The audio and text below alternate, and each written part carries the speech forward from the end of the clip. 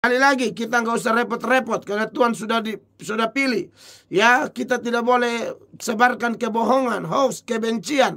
Tidak boleh. Ya, toh nanti yang Tuhan pilihlah yang akan pimpin Indonesia. Ya, dari 3 calon yang ada, paket yang ada ini, yang Tuhan pilih yang akan pimpin Indonesia. Jadi buat apa repot-repot?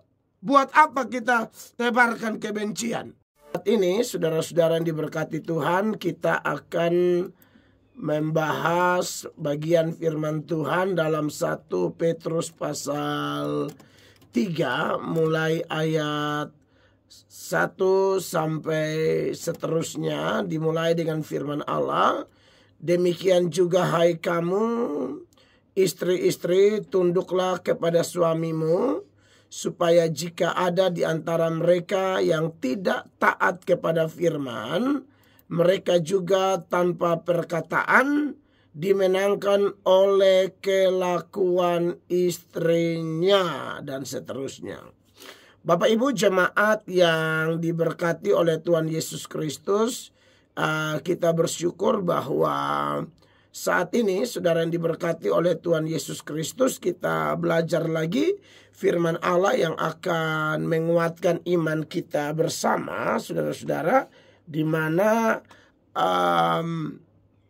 pembahasan firman Allah di dalam 1 Petrus pasal 2 itu, saudara-saudara, itu sudah kita bahas selesai, saudara-saudara yang diberkati oleh Tuhan Yesus Kristus, di mana ada sejumlah pelajaran menarik di sana. Minimal ada 2 bagian besar sebelum kita masuk kepada khotbah kita pada hari ini, saudara-saudara, bahwa sebelumnya Petrus di dalam ayatnya yang ke-11, 1 Petrus 2 ayat 11 sampai ayatnya yang ke-17, Petrus bicara tentang bagaimana orang Kristen harus menghormati yang namanya pemerintah, saudara-saudara ya. Makanya di dalam 1 Petrus 2 ayat 13, tunduklah karena Allah kepada semua lembaga manusia, baik kepada raja sebagai pemegang kekuasaan yang tertinggi, maupun kepada wali-wali yang diutusnya untuk menghukum orang-orang yang berbuat jahat dan menghormati orang-orang yang berbuat baik. Jadi penting bagi orang Kristen untuk menghormati otoritas yang ada di atas kita, ya. Puji Tuhan, saudara-saudara, kita hidup di Indonesia yang sangat majemuk, dan pemerintah yang ada di negeri kita juga, saudara-saudara, berasal dari berbagai latar belakang, budaya, adat istiadat, agama. Tetapi sebagai orang Kristen, kita memang dituntut supaya memahami bahwa pemerintah itu adalah hamba Allah, saudara-saudara, ya. Jadi kita perlu melihat firman Allah untuk melihat bagian kita sebagai orang Kristen dalam bersikap kepada pemerintah. Zaman Petrus menulis surat ini, pemerintah di zaman itu sebenarnya sangat jahat-jahat, saudara-saudara. Ada Nero, ada Domitian, sangat kejam malah. Tetapi toh Tuhan tetap bilang hormat mereka karena tidak ada pemerintah yang tidak ditetapkan oleh Allah. Kalau kita bandingkan dengan Roma pasal 13 ayat 1 sampai 7, ya kita harus diingatkan kembali bahwa pemerintah adalah hamba Allah, ditetapkan oleh Allah, maka kita harus menghormati mereka, ya. Di Indonesia lagi angat-angat, bahkan mungkin nanti akan memanas seputaran pencalonan capres-cawapres yang ada di depan kita, yang tentunya kita berdoa, berharap Tuhan pakai presiden, wakil presiden terpilih nanti, saudara-saudara, untuk membawa Indonesia lebih baik, lebih maju, lebih sejahtera, dan lain sebagainya. Ya, sebelum saya masuk, saya perlu singgung latar belakang ini, dan bertepatan memang suasana negara kita seperti itu.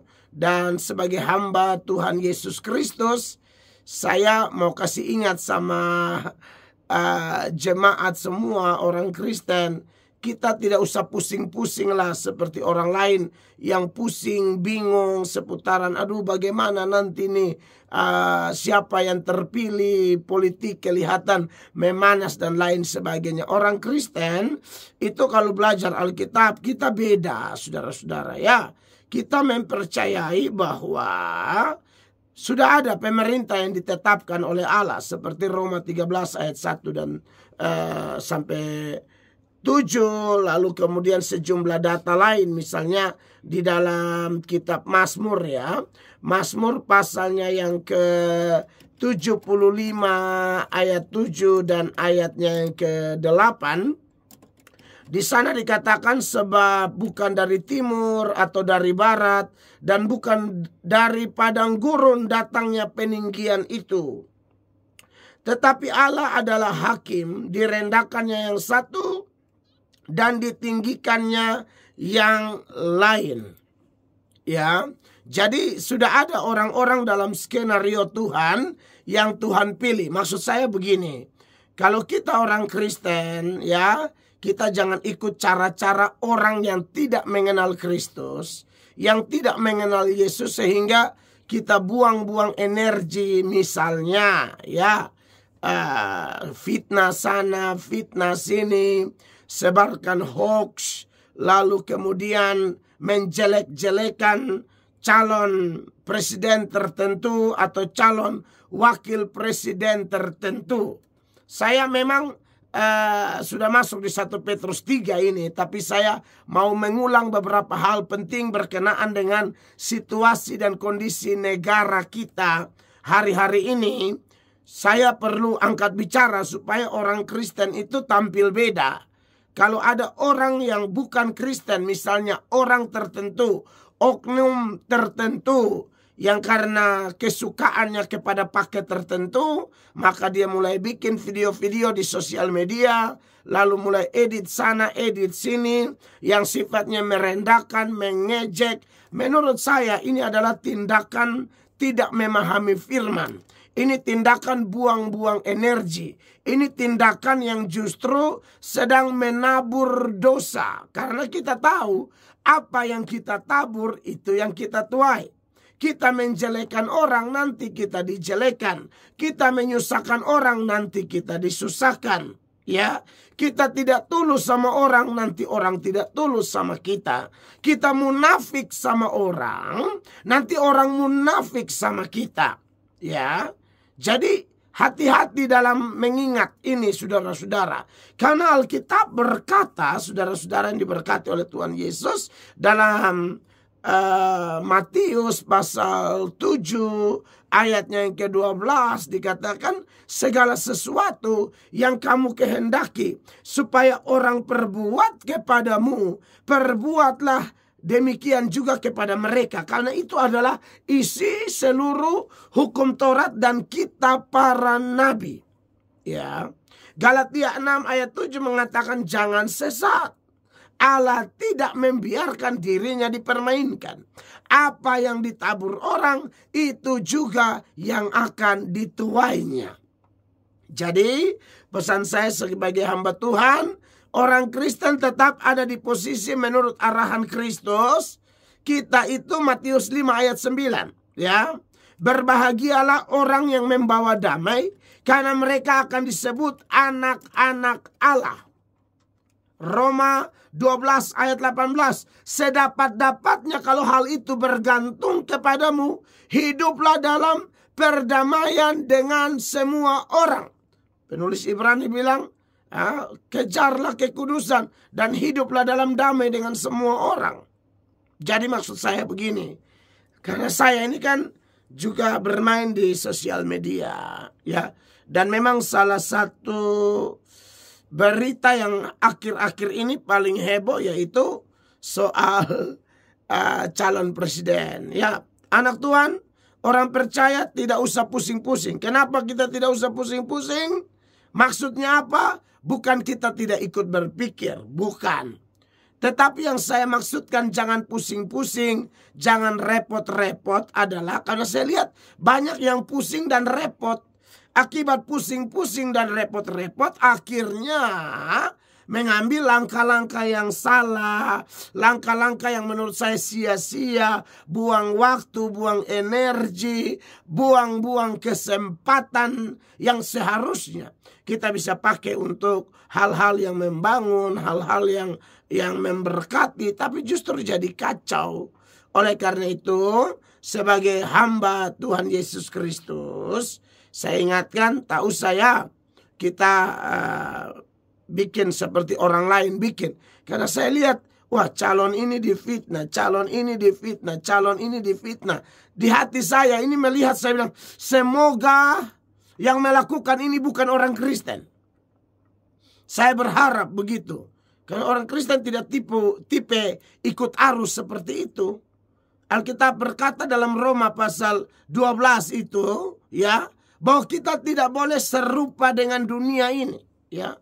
Roma pasal 12 itu ya, saudara-saudara. Jangan lupa itu ayat orang Kristen. Saya pikir dalam dunia politik, hukum, ya, tata negara, segala macam yang berkaitan dengan apapun dalam segala hal, kita juga harus pegang ini arahan firman Allah dalam Roma 12 ayat 2. Janganlah kamu menjadi serupa dengan dunia ini, tetapi berubahlah oleh pembaharuan budimu, sehingga kamu dapat membedakan manakah kehendak Allah, apa yang baik, yang berkenan kepada Allah, dan yang sempurna, ya kan? Jadi sekali lagi ya, kita tidak usah ikut-ikutan. Kan saya lihat, aduh kok ini jadi kacau, kelihatannya kacau. Padahal mungkin yang bermain politik tuh mereka lagi santai, mereka lagi mungkin ngobrol satu dengan yang lain. Tapi yang di bawah-bawah ini yang kacau balau luar biasa. Saya berharap tidak ada orang percaya yang fitnah sana, fitnah sini, menjelekkan sana, menjelekkan sini. Itu harapan saya sebagai rohaniwan, sebagai hamba Tuhan Yesus Kristus yang melayani di Indonesia. Saya perlu menyampaikan itu, saudara-saudara, ya. Karena kalau kita tidak sampaikan ini terus-menerus, bahaya. Ada yang mengatakan bahwa bahkan kebohongan sekalipun, hoax sekalipun, kabar bohong sekalipun, tapi kalau diulang, itu lama-lama akan dianggap sebagai sebuah kebenaran. Padahal itu tipu, bohong, hoax. Tapi karena sering diulang, diperdengarkan, maka lama-lama orang pikir kebohongan itu adalah kebenaran. Hoax itu adalah kebenaran. Nah, maka dari itu saya juga rasa kalau power dari sebuah kebohongan yang diulang-ulang saja begitu luar biasa sampai lama-lama bisa jadi kebenaran, apalagi kebenaran yang sejati. Kebenaran yang sejati itu ya firman Allah. Ya, Yohanes 17 ayatnya yang ke-17, Tuhan Yesus berkata apa di sana, saudara-saudara? Kuduskanlah mereka dalam kebenaran, karena firman-Mu adalah kebenaran. Maka saya memutuskan sebagai hamba Tuhan Yesus yang bicara di sosial media seperti ini, saya akan sampaikan kebenaran terus. Ya, dalam hal apapun, termasuk dalam menyikapi proses demokrasi yang terjadi di Indonesia. Sekali lagi, kita nggak usah repot-repot karena Tuhan sudah pilih. Ya, kita tidak boleh sebarkan kebohongan, hoax, kebencian, tidak boleh. Ya, toh nanti yang Tuhan pilihlah yang akan pimpin Indonesia. Ya, dari 3 calon yang ada, paket yang ada ini, yang Tuhan pilih yang akan pimpin Indonesia. Jadi buat apa repot-repot? Buat apa kita tebarkan kebencian? Lebih baik urusan kita yang pertama adalah berdoa. Amin. Kita berdoa supaya semua berjalan dengan baik. Kendalikan diri kita masing-masing. Pimpin keluarga kita untuk kita diarahkan kepada kebenaran. Yang kedua, jangan bertengkar, jangan berkelahi karena ada kerabat atau tetangga kita yang beda pilihan. Tidak usah.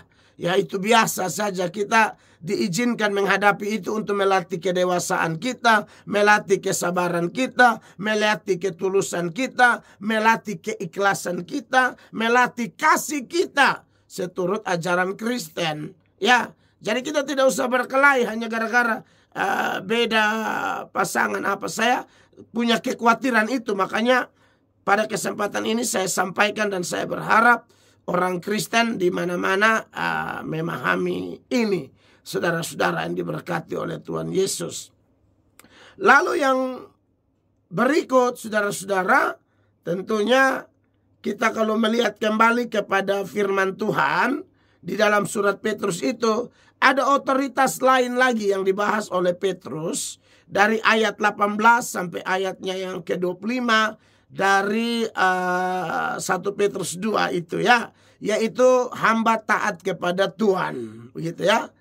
Masyarakat taat kepada pemerintah, sekarang hamba taat kepada Tuhan. Kalau saudara punya bos, saudara kerja di mana saja, Tuhan mau supaya kita tetap mentaati otoritas yang ada.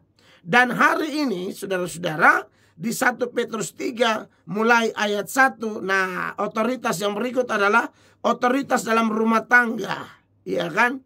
Istri harus tunduk kepada suami. Perhatikan dalam 1 Petrus 3 ayat 1 yang kita baca sebagai nats pembuka tadi.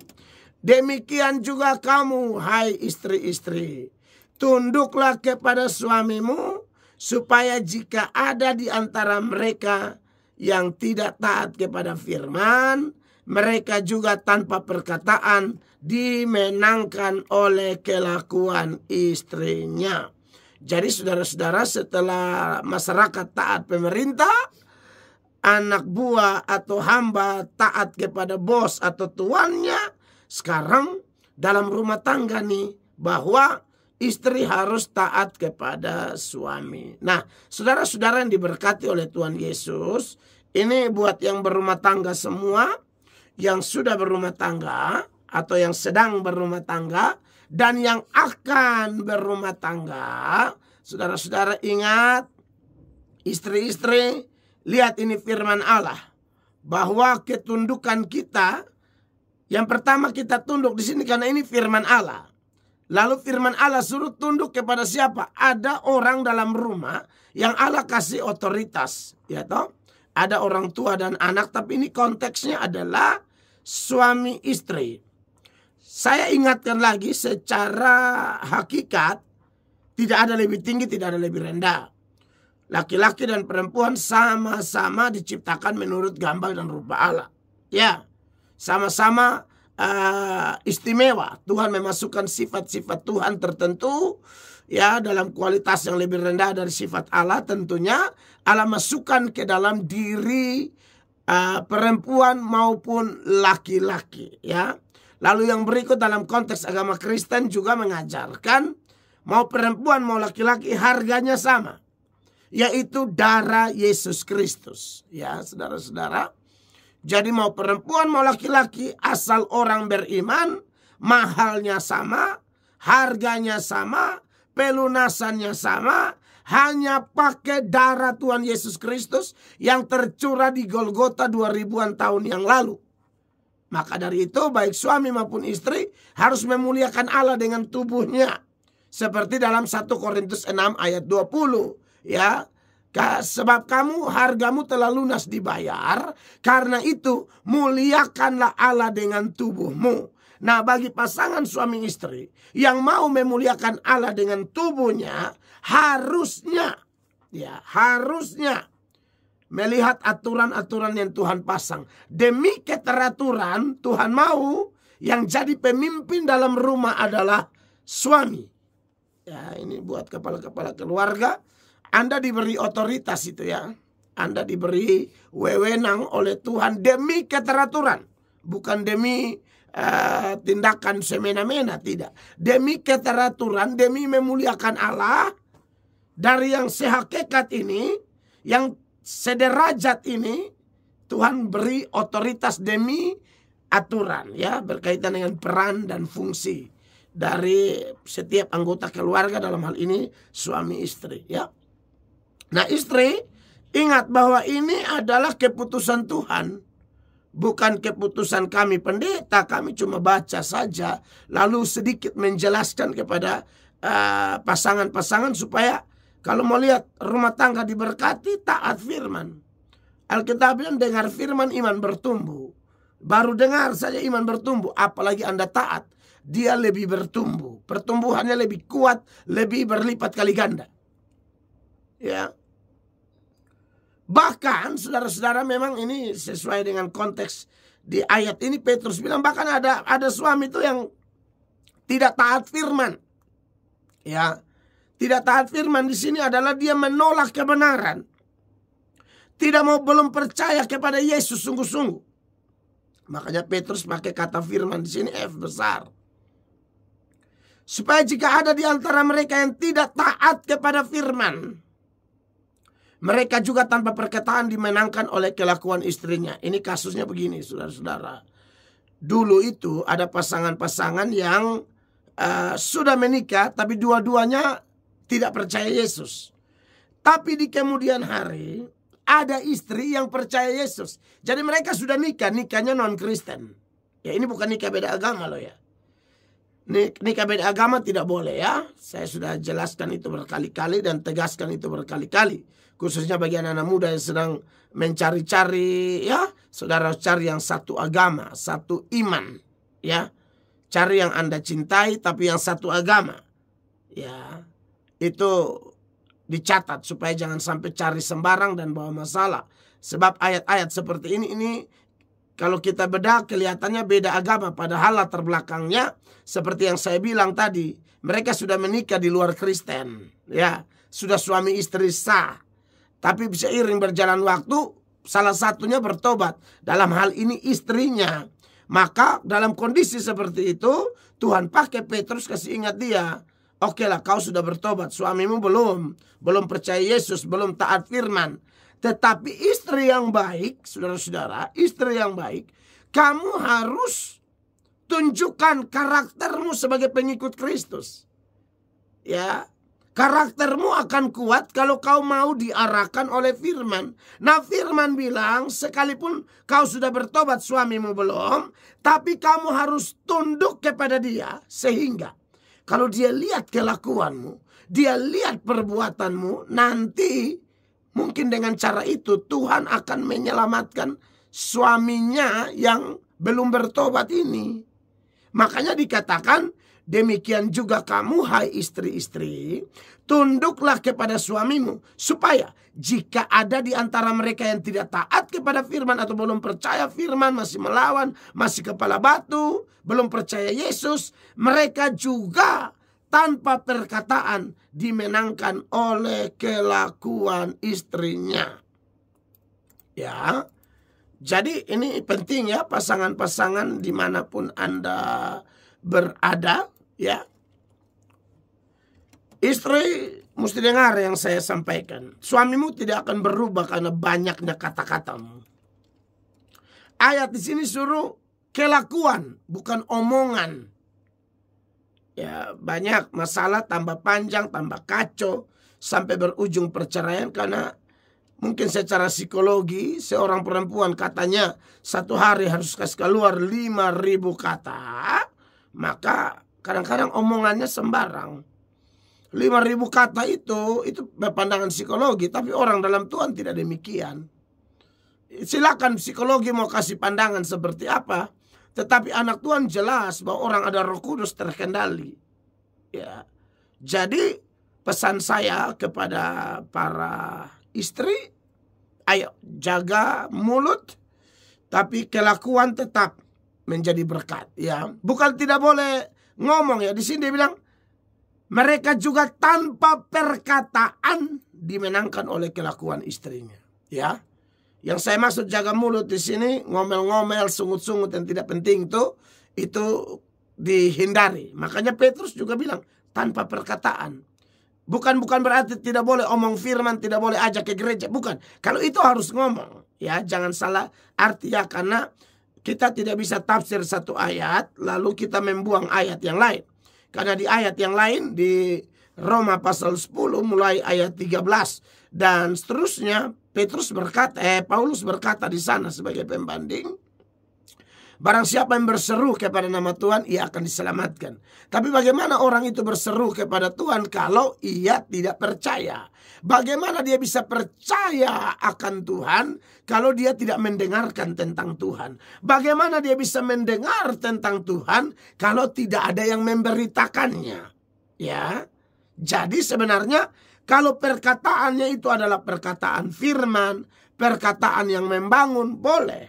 Ya, karena kalau kita bandingkan dengan ayat yang lain ya, dalam Efesus pasal 4 ya, dia suruh kita jangan ngomong yang kotor-kotor, ngomong kata-kata yang baik sehingga orang yang dengar tuh mendapatkan kasih karunia, gitu ya. Di dalam Efesus 4 ayat 29, dia bilang begini. Dengar semua kita, khususnya ini porsi ibu-ibu, tapi bapak-bapak, anak-anak semua juga harus dengarin. Janganlah ada perkataan kotor keluar dari mulutmu, tetapi pakailah perkataan yang baik untuk membangun, di mana perlu, supaya mereka yang mendengarnya beroleh kasih karunia. Nah, ini dia. Jadi Petrus bilang, ibu-ibu, istri-istri tunduk, tak usah banyak beromong, supaya dengan kelakuanmu suamimu yang masih belum bertobat bisa bertobat, begitu kan? Tapi saya harus tambahkan bahwa pengertian perkataan di sana itu sekali lagi kata-kata yang tidak membangun, jangan. Itu jangan coba-coba kasih keluar. Istri yang baik taat ini dan engkau akan lihat rumah tanggamu bahagia. Ya. Jangan ungkit-ungkit kesalahannya kalau dia sudah minta maaf. Sudahlah. Stop, sudah doakan supaya dia berubah. Ya. Jangan rendahkan dia ya, gara-gara mungkin satu dan lain hal.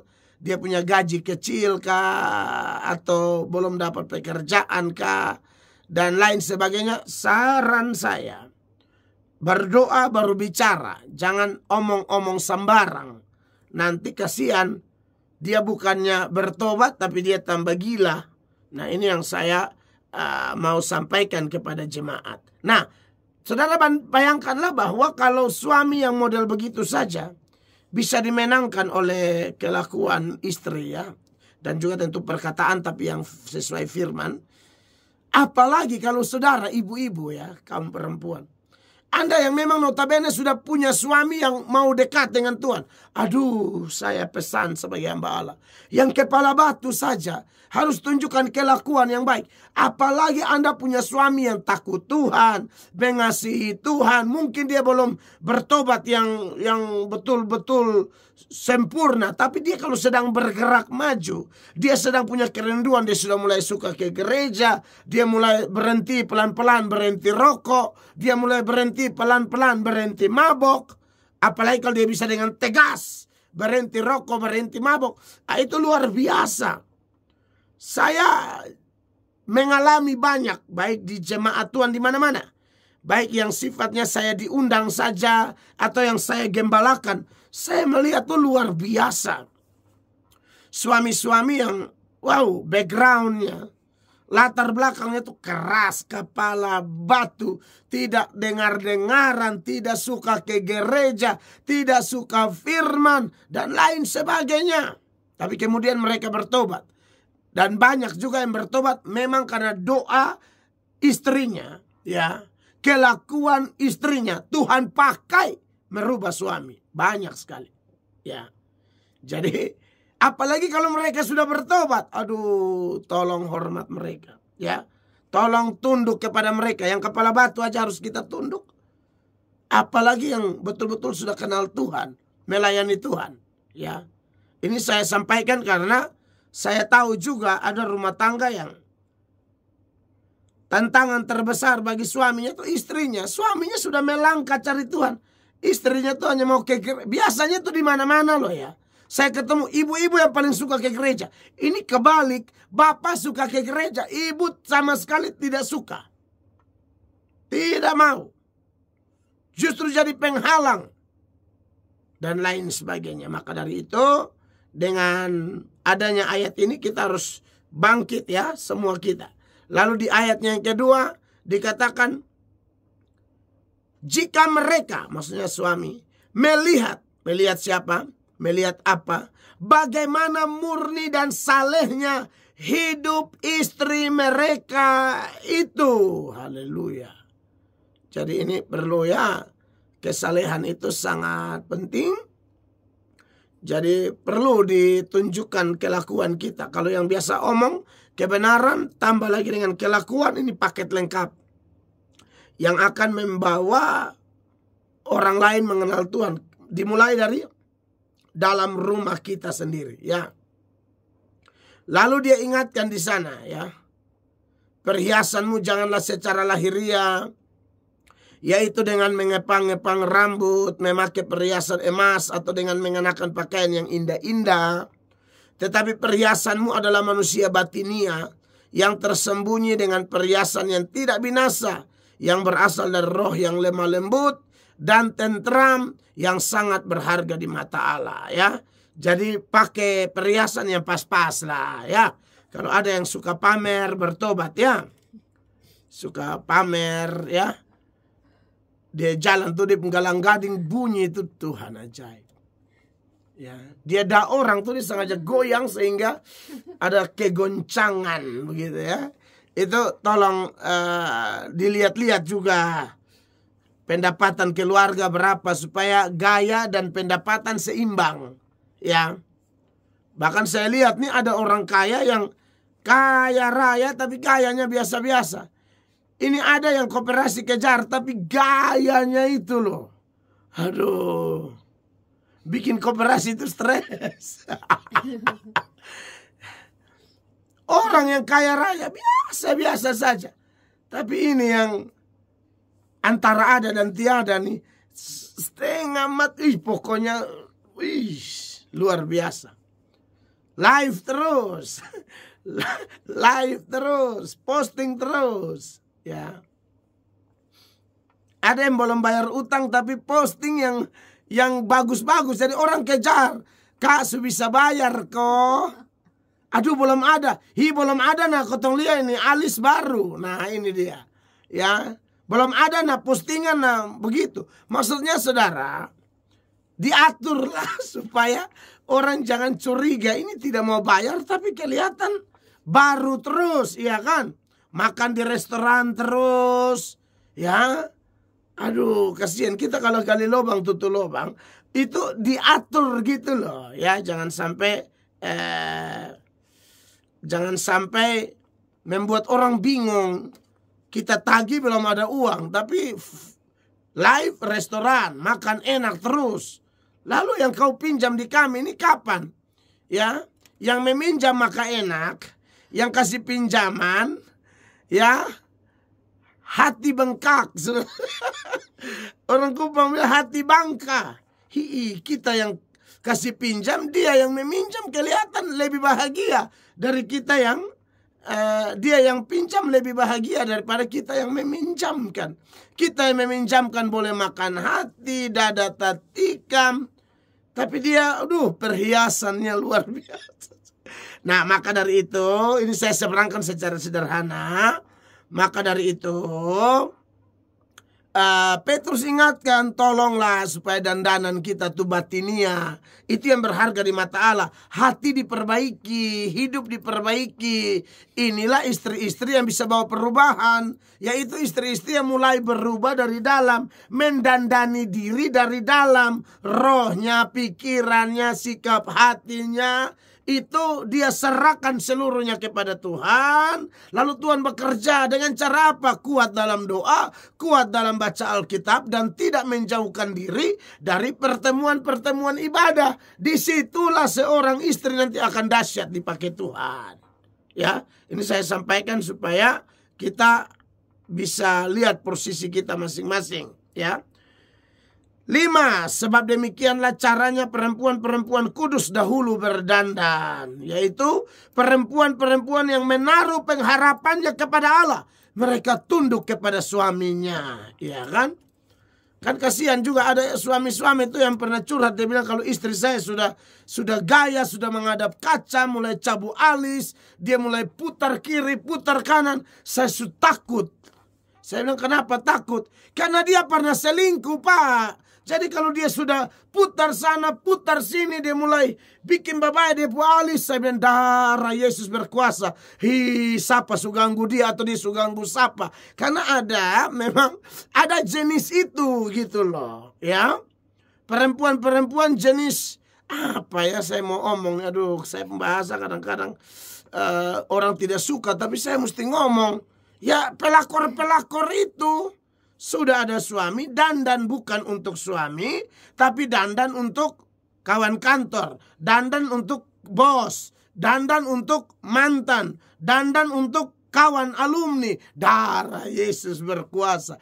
Ada ibu-ibu begini nih, namanya bertobat. Bertobat sebelum minta maaf ya. Sebelum kena kanker serviks, sebelum kena tumor kiri kanan, ibu bertobat. Tidak semua yang kena kanker tukang selingkuh. Tidak semua yang kena kanker tumor adalah orang yang pelakor. Tapi maksud saya, jangan sampai kau kena gara-gara kau memang kurang ajar, tidak setia dengan pernikahanmu. Ya, cara dandannya itu kayak dandan minta maaf, kayak dandan pelacur gitu. Harus saya ngomong ya. Istri yang takut akan Tuhan, dandananmu seperti orang yang berharap kepada Allah. Bukan pelacur, rok, tabala sana, tabala sini. Lengan besar ke rumah, tabala sana, tabala sini. Aduh, kau mau kasih bikin apa gitu loh. Ada yang ke gereja aja dia berani loh. Pakai pakaian tabuka sana, tabuka sini, tabala sana, tabala sini. Menonjolkan sana, menonjolkan sini. Itu kayak gereja. Nah kalau orang begini di gereja saja jadi berani. Apalagi ke pesta. Apalagi untuk ganggu laki orang. Pasti lebih berani. Makanya saya suka bicara keras. Kalau penjabaran lebih luas dari data-data ini tak terhindarkan bahwa memang dandanan kita itu kesaksian. Karena orang yang mengasihi Allah dan punya kasih Allah dalam hidupnya, kalau dia baca 1 Korintus pasal 13, salah satu manifestasi kasih itu sopan santun. Orang mengasihi Allah yang punya kasih itu sopan santun. Kalau Anda tidak mengasihi Allah, tidak sopan. Dan sikap Anda kepada firman itu adalah sikapmu kepada Allah. Waktu Anda mendengar firman, waktu Anda mentaati firman, sesungguhnya itu sejauh apa sikapmu kepada Allah, ya tergantung firman yang kau dengar. Begitu ya. Jadi itu harus dicatat ya. Lalu 6, sama seperti Sarah taat kepada Abraham dan menamai dia tuannya. Lihat saja, Sarah menyapa Abraham tuannya. Dan kamu adalah anak-anaknya. Maksudnya perempuan-perempuan yang takut Tuhan itu adalah anak-anak Sarah. Kalau kita disebut anak-anak Abraham, tapi khusus perempuan-perempuan beriman yang takut Tuhan, dengar firman Allah, kuat dalam doa, dan mempraktekkan itu mulai dari dalam rumah. Ayat ini berkata, kamu anak-anak Sarah, anak ibu-ibu, anak dari ibu beriman, ibu orang percaya. Nah, itu istri yang baik. Nah, kalau begitu, istri sudah begini, bagaimana dengan suami? Nah, suami, Anda perhatikan ayat 7. Demikian juga kamu, hai suami-suami. Hiduplah bijaksana dengan istrimu. Jadi kalau sudah istri mau melangkah, suami yang baik harus bersyukur punya istri yang cinta Tuhan. Ya, sebab orang lain dapat istri yang gila berat. Kalau kau dapat yang cinta Tuhan, mau rajin gereja, mau ikut ibadah, sebaiknya kau dukung dia. Ya. Demikian jugalah kamu, hai suami-suami. Hiduplah bijaksana dengan istrimu sebagai kaum yang lebih lemah. Hormatilah mereka. Nah, ini suami yang baik nih. Hormati istrimu sebagai teman pewaris dari kasih karunia, yaitu kehidupan, supaya doamu jangan terhalang. Jadi suami istri, kalau mau doa jangan terhalang dalam rumah, satu hati, sama-sama melayani Tuhan. Ya, saling menghormati satu dengan yang lain, ikut arahan firman Allah, maka Anda akan lihat rumah tangga Anda akan diberkati, doa-doa Anda yang sesuai dengan kehendak Allah, Allah kabulkan tepat pada waktunya. Tuhan Yesus memberkati.